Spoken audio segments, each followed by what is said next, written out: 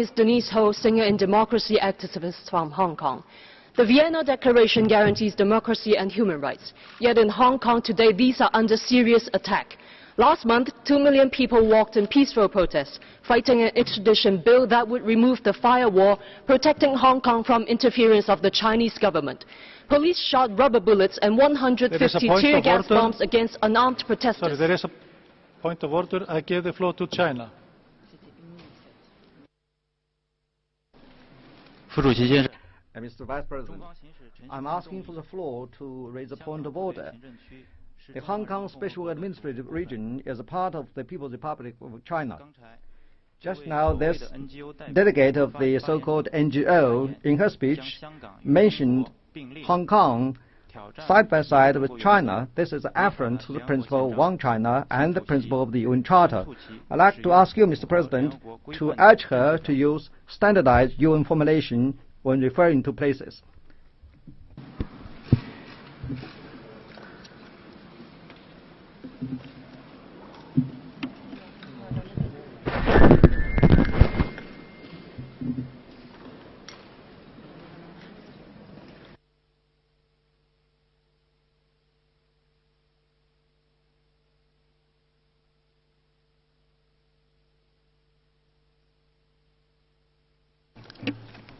I remind speakers to adhere to the well-established principles of the United Nations, including the principles of the United Nations Charter.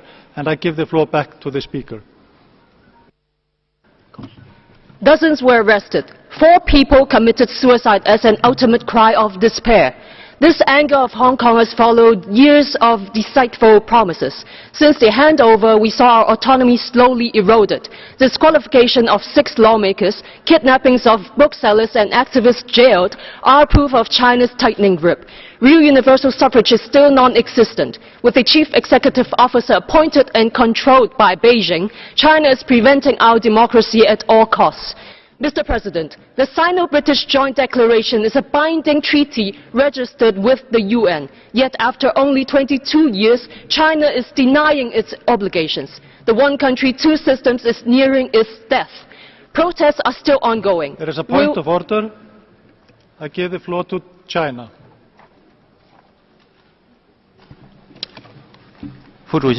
Mr. Vice President, I'd like to ask for the floor to again raise a point of order. Just now the Speaker has made unfounded allegation to the system of one country, two systems. We categorically reject this. We'd like to ask you to remind her not to use abusive language in her speech. I thank you.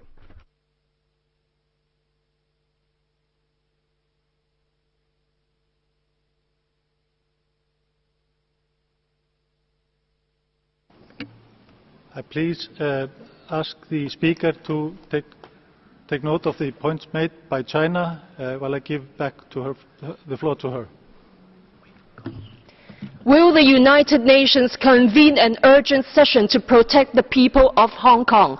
Given its abuses, will the UN remove China from this Human Rights Council? Thank you. Thank you. I give the floor to Ingenieur Dumont. Mr. President, the Vienna Declaration reaffirms, quote, the importance of ensuring universality, objectivity, and non-selectivity in the consideration of human rights issues, end quote. Today we ask, is this Council, created in 2006 to reform the fatal defects of its predecessor, respecting these principles? Let us consider. In its first decade, the Council passed more resolutions against one single country, Israel, than on the rest of the world combined. For the rest of the world, there were 67 resolutions. On the world's only Jewish state, 68. Now, Israel happens to be the only country in the Middle East where Arabs can vote